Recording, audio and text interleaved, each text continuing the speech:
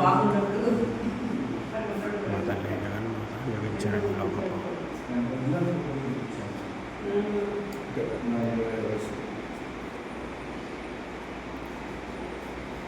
జయ గురుదత్త. నేను కనకాచారిని. నేను దత్తాత్రేయ మందిరాల అన్వేషణలో భాగంగా ఒంగోలుకు రావడం జరిగింది. ఎక్కిరాల భరద్వాజ గారి యొక్క విగ్రహ ప్రతిష్ట ఈరోజు సిద్ధేశ్వరానంద భారతి స్వామి వారి చేతుల మీదుగా రమ్యానంద భారతి శిష్యురాలు సమక్షంలో ఇవన్నీ కూడా జరిగినాయి. అక్కడ చూసుకొని అక్కడ నాకు ఒక విషయం తెలిసింది. ఇక్కడ గులాబాబా యొక్క ఆశ్రమం ఉంది, అక్కడ విగ్రహం ఉన్నది అని చెప్పి ఒక ఆవిడ చెప్పడం జరిగింది. ఇక్కడికి వచ్చా. ఇది పెళ్ళూరు అనే గ్రామం. ఇది 4 కిలోమీటర్లు ఉన్నది ఒంగోలుకు. ఇక్కడికి వచ్చాను.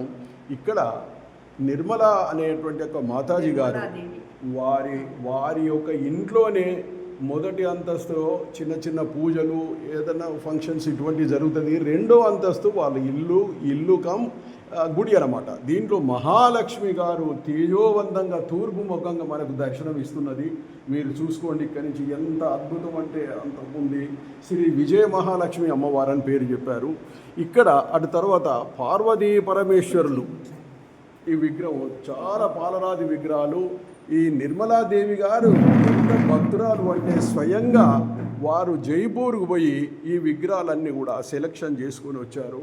ఇకపోతే శ్రీకృష్ణ పరమాత్ములు, రాధాకృష్ణ పరమాత్ములు, ఈ రాధాకృష్ణ యొక్క విగ్రహం బ్రహ్మాండంగా ఉందండి. ఇక్కడ ఏర్పాటు చేసుకున్నారు వారు. ఆ తర్వాత ఇక్కడ సరస్వతీదేవి, మనకు జ్ఞానప్రదాత అయినటువంటి ఒక సరస్వతీదేవి సాక్షాత్తు మనకు దర్శనం ఇస్తున్నారు. అటు తర్వాత శ్రీ లక్ష్మీనారాయణ స్వామి వారు, వీరు కూడా ఇక్కడ పాలరాతి విగ్రహాలు ఏర్పాటు చేసింది. ఆ తర్వాత ఇక ఒక్కొక్కటి ఇక్కడి నుంచి మనం స్టార్ట్ చేసుకుంటాం. అన్ని విగ్రహాలు ఇది ఒక దేవాలయం ఇంత చక్కగా ఏర్పాటు చేసుకున్నాం. ఇకపోతే సమర్థ సద్గురు సాయినాథ్ మహారాజు ఎక్కడైనా దర్శనం ఇస్తుంటారు. వారు చూసుకోండి. ఈ వీరు గులాబ్ బాబా అండి. నేను 9 అవతారాలు కన్సిడర్ చేసిన గ్రంథంలో 9 అవతారాల గురించి చెప్పడం జరిగింది. ఆ 9 అవతారాలలో గులాబాబా గారు ఒకరు. సో వీరిది కాటేల్లో ఉన్నది ఆశ్రమము. వీరి యొక్క సమాధి మందిరం ఠాకర్గేడ్లో ఉన్నది. వెళ్ళొచ్చాను. ఇక్కడ కూడా ఒంగోలులో కూడా పిచ్చే గారు అని ఒక రచయిత వీరి జీవిత చరిత్ర రాసిండు. మీకెవరికన్నా జీవిత చరిత్ర మీకు కావాలంటే ఉచితంగా పంపిస్తారు. నాకు నా ఫోన్ నెంబర్ తీసుకోండి. 9502035738. ఈ నెంబర్కు నాకు ఫోన్ చేస్తే వారి నెంబర్ ఇస్తాను. వారి నెంబర్ నాకు ఇప్పుడు నోటికి లేదు, రాసి పెడతాను. అది మీకు పుస్తకాలు కూడా ఫ్రీగా వస్తాయి. జీవిత చరిత్ర గులాబాబా అంటే వీరు శివానంద మహారాజ్ గారు విశాఖపట్నం అవధూతాశ్రమం గానగాపురంలో పెట్టారు. వారి యొక్క గురువు గారు అద్భుతమైన వీరి గురించి ఇక్కడికి రావడం జరిగింది. ఇది గ్రంథంలో రాబోయే గ్రంథంలో దీని చరిత్ర రాస్తా. ఇకపోతే ఇక్కడ వెంకయ్య స్వామి గారు, నెల్లూరు వెంకయ్య స్వామి గారు చాలా ఫేమస్. వారు అవతార పురుషులు. వారు ఇక్కడ మరి కనిపిస్తున్నారు. ఇకపోతే గురువయ్య స్వామి గారు, ఈ గురువయ్య స్వామి గారు వారి వెంకయ్య స్వామి గారి యొక్క శిష్యులు. వీరు చాలా పెద్ద గురువు గారు.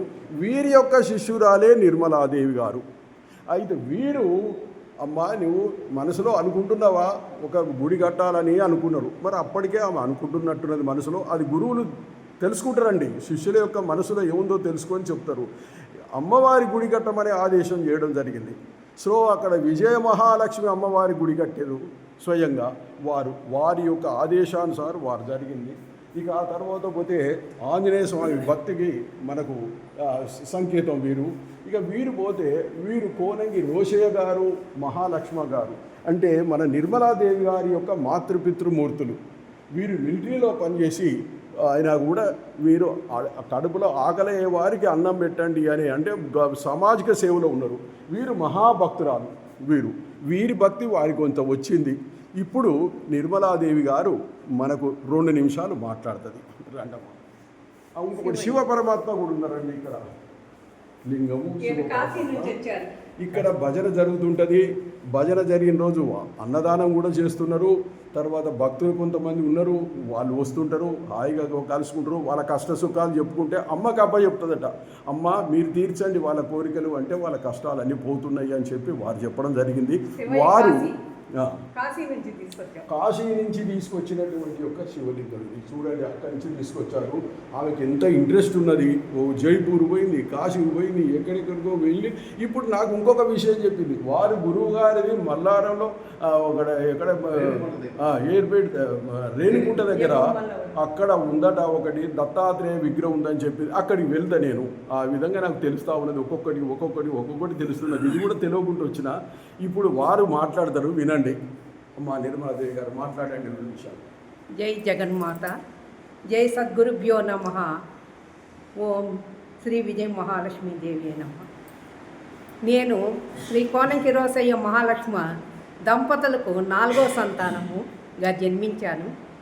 మా నాన్నగారి మా తల్లిదండ్రుల యొక్క పుణ్య ఫలం వల్ల మేము ఇది కట్టగలిగాము అనుకుంటున్నాను. భగవంతుడు ఆశీస్సులు, అమ్మ పూజా ఫలము, తండ్రి యొక్క అన్నదాన కార్యక్రమం వల్ల ఈ దివ్యధామం వెలిసింది. ఈ దివ్యధామము అమ్మవారు మహారాజునిలాగా కొలువై ఉంటే ఒకవైపు సద్గురువులు, ఒకవైపు దేవదేవ గురువులు అందరూ కొలువై ఉన్నారు. ఈ దివ్యధామమునకు వచ్చే వాళ్ళకి అమ్మవారి అనుగ్రహము, సద్గురువుల యొక్క కృప కలగవలనని ఆ జగన్మాతను సద్గురువులు కోరుకుంటున్నాను. జై జగన్మాత.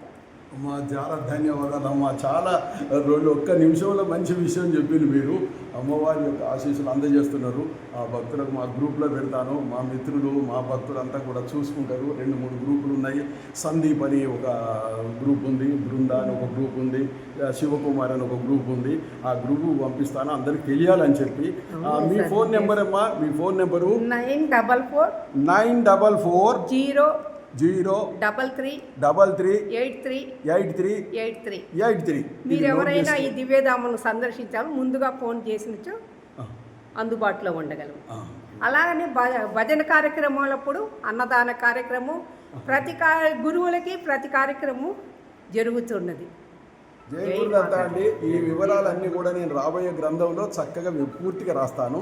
ఇప్పుడు సూక్ష్మంగా 2 నిమిషాలు 3 నిమిషాలు ఇచ్చిన వీడియో. రైట్, థ్యాంక్స్ అండి, థ్యాంక్స్.